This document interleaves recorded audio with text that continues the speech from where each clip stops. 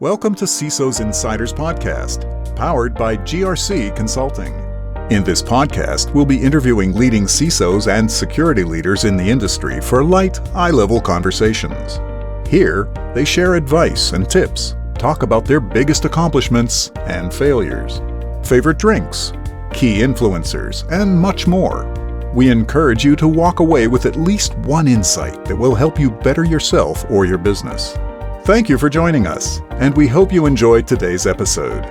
For more content, please check us out on social media. Welcome, everybody. Today, I'm speaking with Jim Baskin over at GigNet. Jim is the current Director of Security and Compliance at GigNet Vision. But before that, going back in time, I see that you spent many years at Microsoft, and I believe that was probably your first, this is where you held your first couple of positions that are related to risk management and maybe somewhat around compliance before moving to the travel industry. And, you held a few other roles as well. Maybe you can step in, introduce yourself and your background. That would be excellent.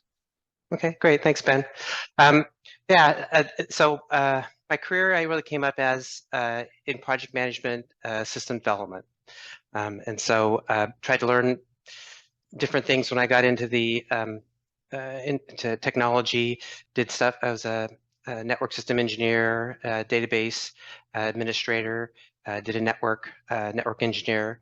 And then at Microsoft, I went into 91, started trying to sell OS2 and then Windows NT just as it started. So it was kind of a rollicking wild time for a few years. And then I went into IT, managed the HR systems for Microsoft, and then Microsoft Consulting Services. So through project management, that's how I started learning more about risk. And then as I took on, and then compliance as I took on ownership of systems. Got it. Thank you for that introduction. Looking forward for a talk today. And as I always like to mention, the intent of this podcast is to create, content and distribute it to the industry for the benefit of our listeners out there. And it's mostly going to be focused about you, not about the company or the specific role that you currently hold. Let's get started. And before we do, I always like to start off with a couple of icebreaker questions here. If you're willing to share your marital status and favorite drink, that would be great. Okay, great. Got divorced many years ago. And so dating a nice woman here in Cancun.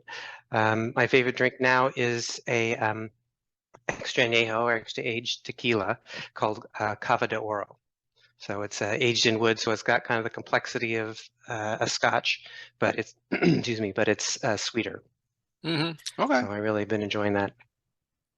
Interesting. And you are based out of Cancun right now, Mexico? Yeah. 2 years ago, I made kind of my permanent move here, and that's how I got connected with GigNet, because I was looking for a local job, and GigNet's just down the street from me. So it was exciting that they were looking for somebody to lead the cybersecurity and compliance area. Nice. Have you picked up Spanish fully yet?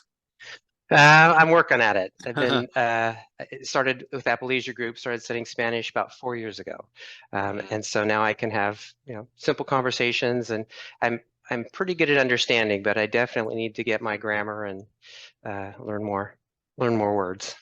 Yeah, learning a new language is always hard. I think we can get started here. So the first question that I usually like to ask is, like, looking back at your career, and you've been around the block for at least like 2.5 decades, I think. What's the one thing you wish you'd known? I wish I'd known. Yeah. So it was interesting. I think I had thought that you want to be 100% ready for any job you take on, and just do, obviously it's great to knock it out of the park. But I had been offered a couple of really exciting opportunities over the years, and that I turned down because I didn't feel I was 100% ready. And what I would say is, if somebody has faith in you to kind of challenge you to something maybe that you don't think you're ready to do, I'd say go for it. Be honest about your experience and your ability to do it and your excitement. But yeah, I wish I'd tried a couple of those jobs and just kind of learned as I went, rather than assuming that anybody who took that job would have already had the experience to do a great job. Okay, got it. Interesting. And what would you say, looking back at your career, what would you say your biggest failure was? Let's see. So when I was at Microsoft, I was working in the advanced technology group for Microsoft Consulting Services, and there was this new cable television service I was helping to a product group create, and it was all these kind of graduate level engineers, and they were doing something that none of them had done before, and when I was in charge of organizing it, making sure things went well. And when I tried to put together the project plan, and I like to make sure that we know where we're going and that we're getting there, the pieces never fit together for me. And I thought it was because I didn't have that engineering background that the other guys did. But then 6 months down the line, I found out that no, there was enough people who didn't understand how the pieces fit together that the project just didn't work out, because what one person was developing didn't actually mesh, and we couldn't put the pieces together in the end. So I think my failure was thinking that other people knew what they were doing and doubting that I knew it, and I should have at the time escalated the issue and said, okay, if it doesn't make sense to me, it's likely that it's not making sense to everybody else. So do you feel that there was a communication issue between you and other parties in your organization then? No, so Microsoft has lots of smart people, lots of very self-confident people, and actually it goes back to the first one, where there's people who they're more willing to kind of not necessarily fake it till you make it, but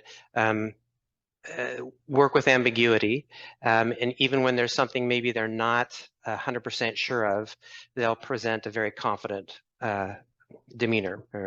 And so I mistook that confidence for actual knowledge or actual experience, and I kind of got fooled in that respect, where I should have been more skeptical with some of the people and said, okay, so really, if you can't explain it to me, I'm not going to believe you. So in future projects, it's like if they couldn't explain it to me, I didn't believe that they really knew it. And so that was able to push people to ask themselves questions or have them solve questions early on, and several times those questions had them uncover things that would have been problems if they had waited another 2 or 3 months to look into. Got it. Understood. Thank you. And what would you say your biggest accomplishment was then?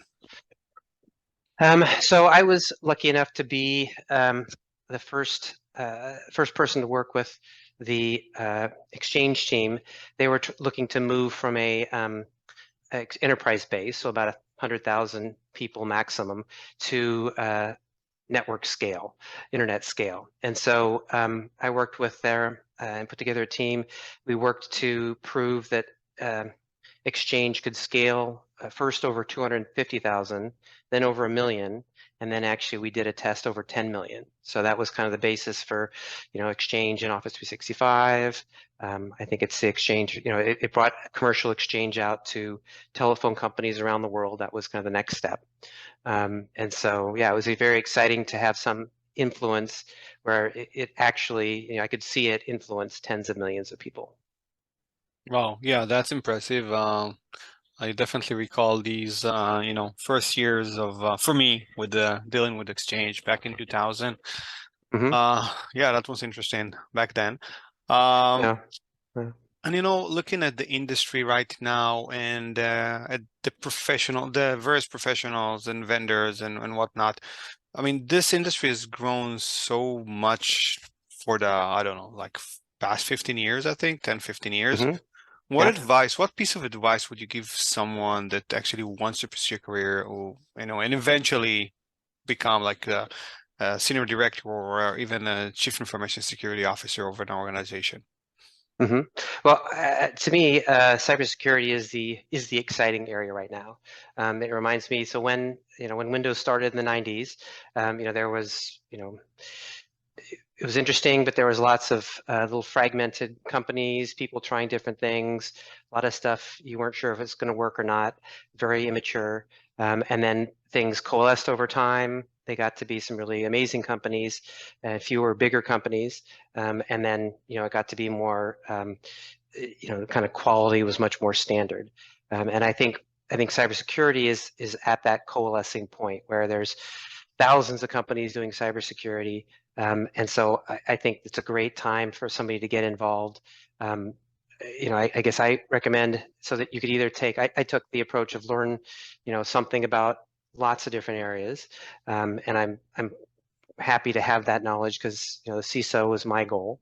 But I think you could also, if you're starting earlier in your career in cybersecurity, you could pick one area, so networking, databases, even workstations, and then become an expert in that area, and then branch out to other areas from there. So you could either do deep or do wide, but you want to have one of those two to really add value in a company and understand the security implications in those areas. Mm-hmm.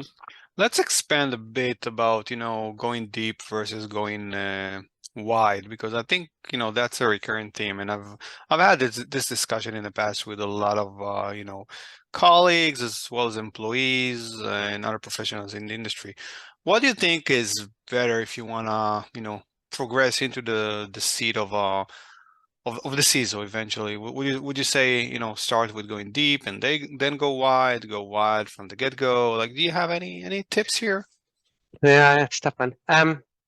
So what I did is I did about 3-4 years in different areas. So I did 3 years in development and test. Well, I guess 4 years in networking, 2 years in database, and so I got somewhat deep or deepish in a few different areas. And so I appreciate having that time, at least working as a professional in each of the different areas. I think I would feel I would feel at a disadvantage if I did, I was hugely expert in networking, for example, for 15 years and hadn't worked professionally in databases or application development. I think I would feel less secure or less comfortable as the CISO. So I know, and I like that. I like learning different things. I like the blending of and that's why I like cybersecurity is, you have to understand how the network works and the database works to do database security, and how the network and application works to do application security and potentially databases as well. Mm-hmm. So I think it's very challenging having to understand how the different components work together, but I think that challenge is part of what makes cybersecurity, more interesting, and then also makes cybersecurity professionals more valuable. Yeah. And personally, I think that I think I'm with you. Like going deep on a few pillars, or learning a few silos within the industry would serve as a great benefit as you try to progress and move up the ladder. Because Mhm. otherwise, your knowledge level will never be might not be sufficient or as complete as you would want it to be, I think, as a professional. Yeah, because I know when you're looking at through the different vulnerability descriptions, if I think you need to have some understanding of the area to know the severity of the vulnerability, and also it helps you to determine what you need to do to protect yourself from it. Even though they describe it, oftentimes if it's a database vulnerability, it'll be a database engineer describing it. So if you haven't learned those terms or have a sense of how that interfaces with the network, oftentimes you may not understand what the risk is or what you need to do to protect yourself. Mm-hmm. Yeah. And in some organizations still we see CISOs that are a part of the IT organizations. And I know graduated at Microsoft for spending a lot of years there. I know they have a slightly different methodology. What are your thoughts about, having the CISO as part of the IT organization? Is that something that organization should be doing, should not be doing? Any thoughts? Yeah. So like 5 years ago, 10 years ago, I thought that made more sense because the CISO was kind of was implementing these specialized tools in the environment of IT. And so from a tool perspective, I understand the thinking there. Now in recent years, I think you want to have cybersecurity decision making risk-based. And so to really understand the risks of the company, to have access to the C-suite to discuss and prioritize and decide on mitigations for risk. I think it makes sense. It makes much more sense to have the CISO separate, so that and they're also, assuming they're also kind of a risk officer, are also involved in prioritizing risk. So yeah, I would, to me, the IT, the CIO is different now if you have the CISO doing the risk. Mm-hmm. If the CIO was in charge of risk, then it would make more sense for the CISO to be in that area. Mm-hmm. Okay, got it. Straight into the point. And as you progressed and as you graduated and learned and assumed more responsibilities, what did you do in order to better yourself and to learn more? Was it mostly like self-learning, industry certificates and training? What's your secret? I think it works best if you do kind of many different dimensions, right? So you've always got kind of ongoing webinars that the different, especially different security companies are providing, or the different organizations. So it's important to have an idea of what's going on in the organizations and a day-to-day or week-to-week sense of attacks and kind of the general security situation. I took great risk management class online at Harvard, and then the UC Berkeley has a great cybersecurity certification class, a 6-month class.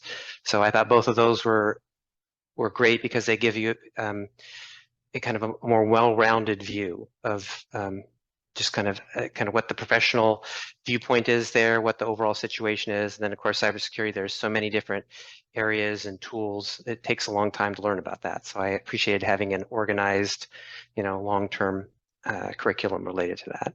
Mm-hmm. And yeah, I'm not sure how long ago that was, but do you feel that's still relevant, like the academic courses that you mentioned and the programs like at Harvard and UC Berkeley? Yeah, I mean, so it's it's like the I guess like most university courses. So there's some stuff that you need to keep learning, and that's going to change. But the idea of kind of the foundation for operating systems, tools, networking, the types of Linux utilities and things. It's still it's still a strong foundation for learning ongoing. Cybersecurity changes so quickly. You do need to keep learning new things and stay current. So you have to have a certain amount of kind of self-directed learning, I think, to to kind of feel prepared. Yeah, I think there's enough seminars, email mailing lists, websites that once you kind of get that base, if you stay current, I think it stays. I think you are up to date on the things that are happening. Right. And what's your take on conferences, by the way, like professional conferences? There's so many, like DEF CON, RSA, InfoSec, and so many others. Mm-hmm. Yeah, I think it's a big time commitment.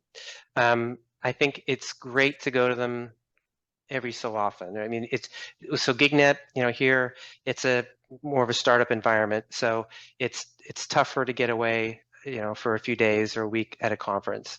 When I was at Apple Leisure Group doing risk and compliance, had more ability there to get away and go to a conference, and I thought they were excellent. But I would say that the ongoing learning is more critical, and then conferences are good for getting in depth in certain areas that are of value to the company. Mm-hmm. Yeah, and I would also add that they're good for networking as well. Mhm. But yeah, it's definitely a big time commitment. Just to be able to put like a week or even like 2-3 days off your calendar just to attend a conference. That's nowadays it's pretty hard to do. Okay. Yeah. Moving forward. So, looking at the industry, what's the one common myth that you wanted to debunk? So I think this idea that cybersecurity is kind of this mystery that business people can't understand.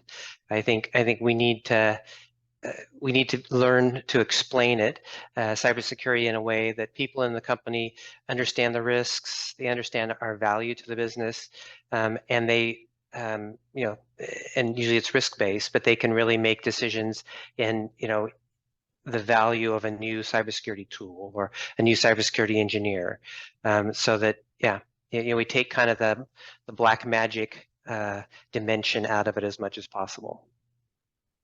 Okay, that's the first, the black magic. I've never heard anyone explain it like that. Thank you. In your opinion, what are the main concerns that CISOs nowadays should have?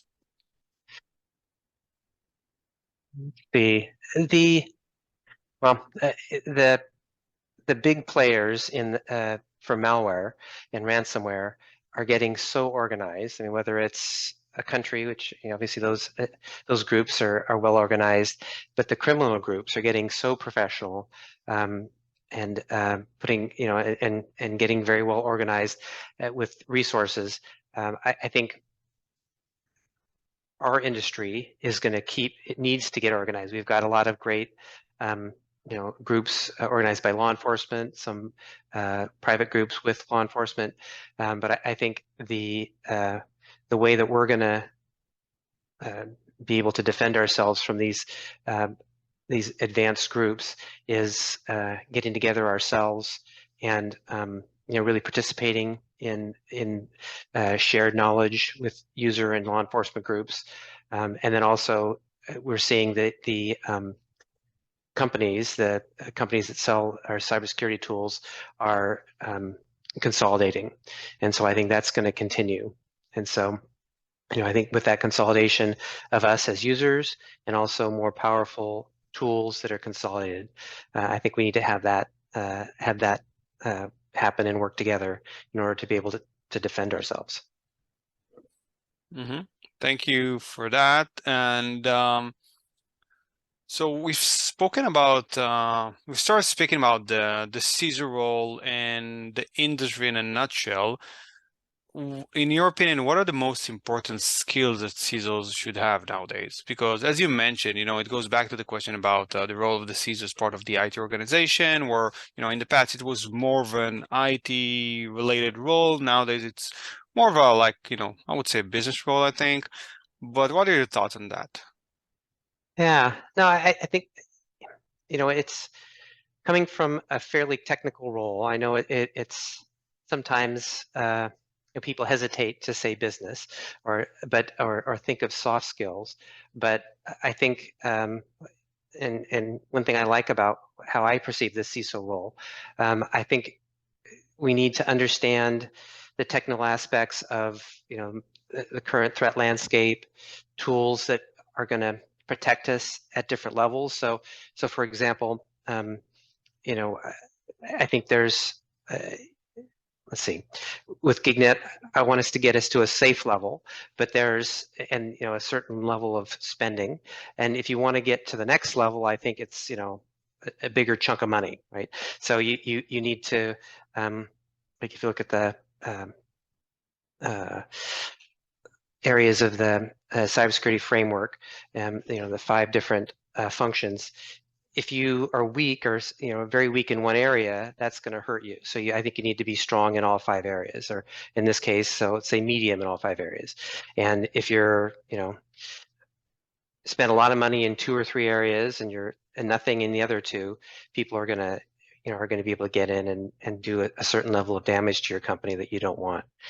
So I think you need to have the technical knowledge to know how to defend yourself, to recommend the tools, but also to be very successful as a CISO, you need to have that business sense of being able to relate the tools as a value to the business and be able to explain to people, this is what, this is what the tools do in a general sense. These are the risks that the tools help mitigate, and this is the general level of money that the risk could cost us or the tools could save us. Okay. So I think it's complex. I think it's a real challenge to know, both being able to discuss the business and the technical side. But again, I think that's an exciting challenge. Yeah, so a combination of business skills plus technical skills at some level. And let's expand on that. Where do you see the CISO role in the future? Like, let's say 5 years from now, 10 years from now, how would that role look like, in your opinion? Yeah, I mean, I think it's been, you talked a little bit about the lots of different tools, different levels of maturity. I think the CISO has been a kind of a builder or contractor in a sense of pulling together lots of little things, trying to get them to work together. I think as the years progress, 5 years, 10 years, the CISO is going to be more of a higher level executive where there are tool sets that really work well, and they're very predictable, and you have more than one set to choose from. So it's going to be a more kind of a vendor selection and talking about business value and risk. So I think it's going to be less kind of a technical, less of a technical role and more of a business role as it goes forward. Yeah, I agree, and I think the transition has already started in most organizations, especially here in the US. I'm not sure about globally yet. Now, and in your opinion, and I know you've mentioned the malware as an area of concern, but what will we see in the cybersecurity world next? Whether we're talking about solutions or problems. Yeah, I mean, I think just as we as the Blue Team, as we do consolidation and growth, I think we're going to keep seeing that in the attacker side. So, it seems like we'll likely have, I don't know if it's script kiddies or kind of people dabbling in attacks and malware to try to make some money. I think as we lift the defense higher and higher, I think that people have to use like the malware as a service, and use, start subscribing to different services to help lift their attacking level or the level of sophistication for their attacks. So yeah, I think for a long time, I think both the attacks and the defenses are going to keep rising at the sophistication is going to rise fairly quickly over the next few years. Okay. Let's see. Have you noticed any like trends in the way the way the market considered like budget planning in terms of pre-pandemic, post-pandemic? So let's see. So GigNet, I've not seen a big difference. It's been really focused on, kind of risk and value to the company. So here I'm trying to think. So with GigNet, we're also providing now provide managed security services to our customers here in Mexico, and so I think Mexico is getting the attitude of before cybersecurity was maybe you needed to spend money, maybe you didn't, you get and so I think it's a few years behind the US in the sense of it. They didn't see it as a requirement to have organized cybersecurity protection. Now, because of the attacks during the pandemic, here I'm seeing more people accepting cybersecurity as something that they know they need to spend money on. So I think that'll continue. It's still, I don't know if it's still a percentage of the businesses here. Not every business in Mexico believes they need to do something beyond, just endpoint protection on their workstations. But I think that's gonna change over every year. I think more and more companies are going to accept that the risk is great if they don't take a have reasonably organized program to protect themselves in cybersecurity. Mm-hmm. And regarding what you said about Mexico, where do you think regulation comes into play? Because we started to get more and more inquiries from companies over at Mexico around ISO 27001 certifications. So I'm assuming there's a shift in the industry in Mexico right now. Well, that's interesting. So I mean, I think it might be just a general quality idea. I don't know of any new regulations. There are, they have data privacy regulations. They have NI, a government organization that will review data breaches or data losses and can impose pretty good fines for a data loss.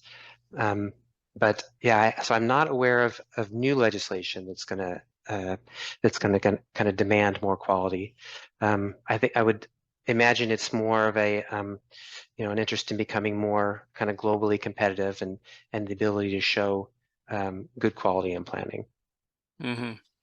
Okay, and just to clarify, I was referring to obviously to the ISO 27001, the Information Security Management Standard, and so yeah, and my question was whether or not I'm assuming compliance is a driver for boosting up your information security as we in other parts of the world, obviously, because you mentioned that for the major part, I mean, it's just like not really doing more than endpoint security.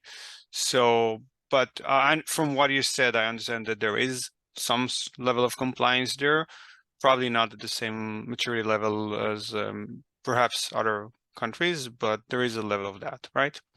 Yeah, it's not very prescriptive. I mean, there is a responsibility to be safe and have reasonable precautions with the data of your customers, but it's not very prescriptive. So, I think maybe people are looking for their own approach to try to protect their company's data. Mm-hmm. Okay, understood. Great. So, moving on, I think this would be probably my last question about the industry. Do you have anything else to add around like innovations in the cybersecurity space? What would you define in particular as innovation in this space? Let's see. Well, to me, I think where we're going, and I think that's what's going to be the most value, is integration of the different tools so that they work well together. They're easier to implement, easier to maintain. So, I'm sure there's going to be there's still going to be new ways to detect bad behavior or maybe faster ways to recover or clear out malware. But I think the innovation or the biggest value at this point now is getting many tools as these tools consolidate, getting them to work together. So, for example, we've got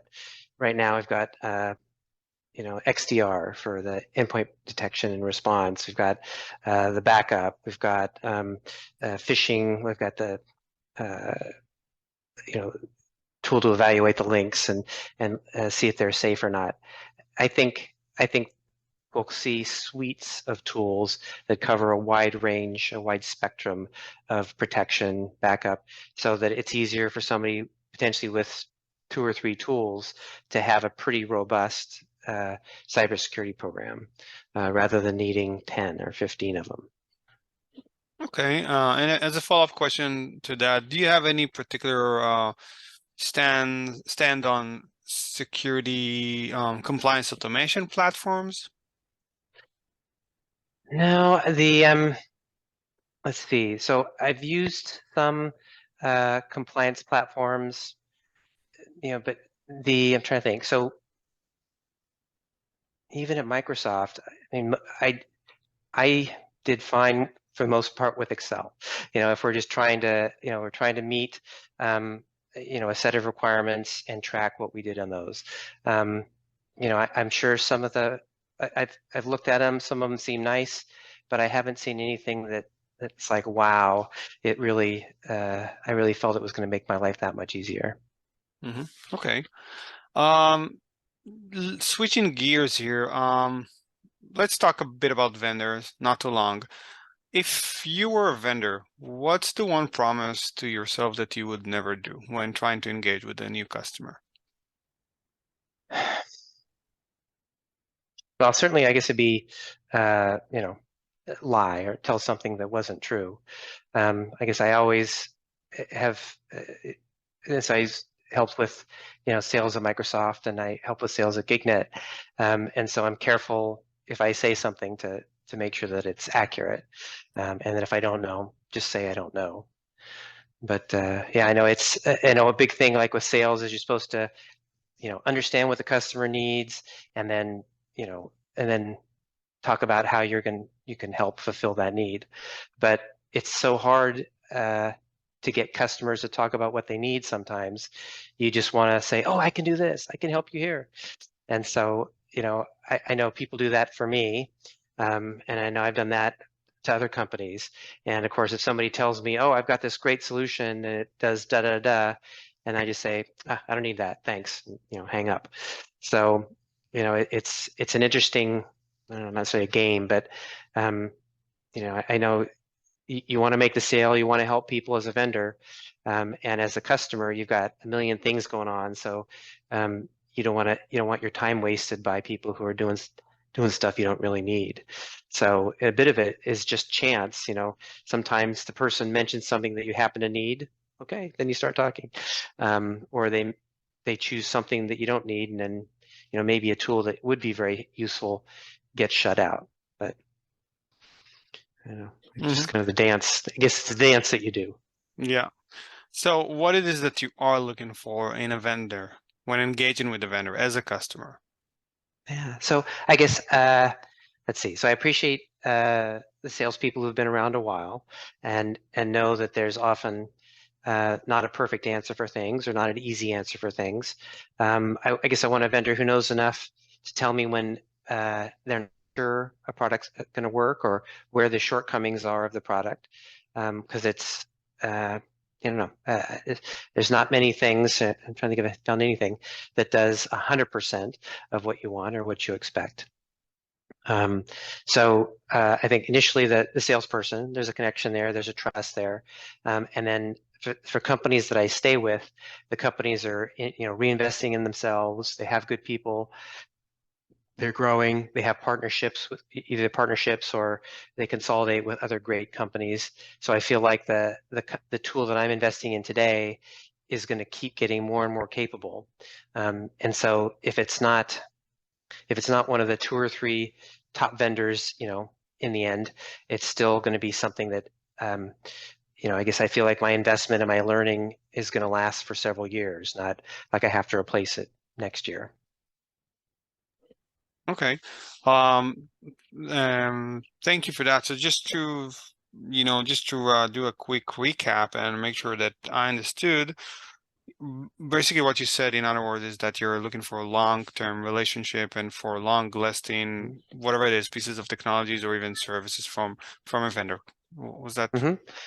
Yeah, that's right. It's because we're learning how to use that special tool, right? And so there's other tools can do the same stuff, but they work a little differently. So I want to have the learning that I do this year help me next year, maybe learn more of the features or more of the new features. I'm sorry, learn more of the new features rather than having to, come up to speed every year on a new tool.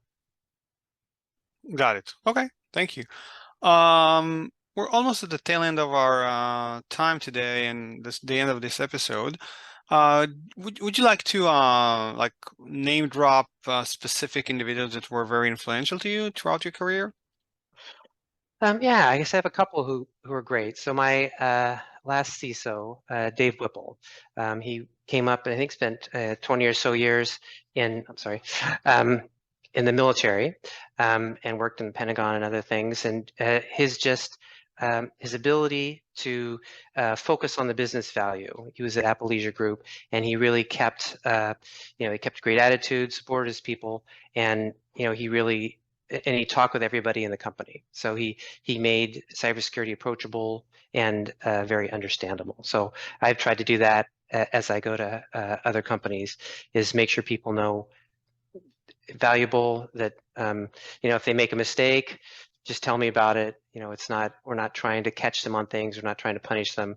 We're just all working together to try to keep the company safe. Okay, thank you for mentioning him. What's the best way to connect with you? I think LinkedIn is the best way. So you can find that Jim Baskin at GigNet on LinkedIn, and send me a message, and I check that, and happy to talk through that. Got it. And one final question before we wrap this up. If money was never an issue, what would you do with your life? Move to Cancun, maybe? Yeah. Well, I'm happy with the choices I've made now. But I thought about that one for a while, and so I figured what I'd love to do is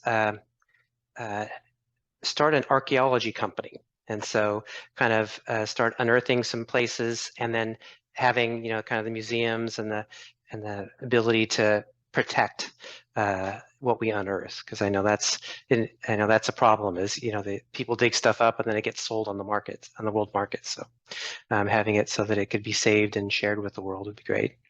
Okay, so and is that for the purpose of posterity, or is this for uncovering like sort of a lost past or something like that?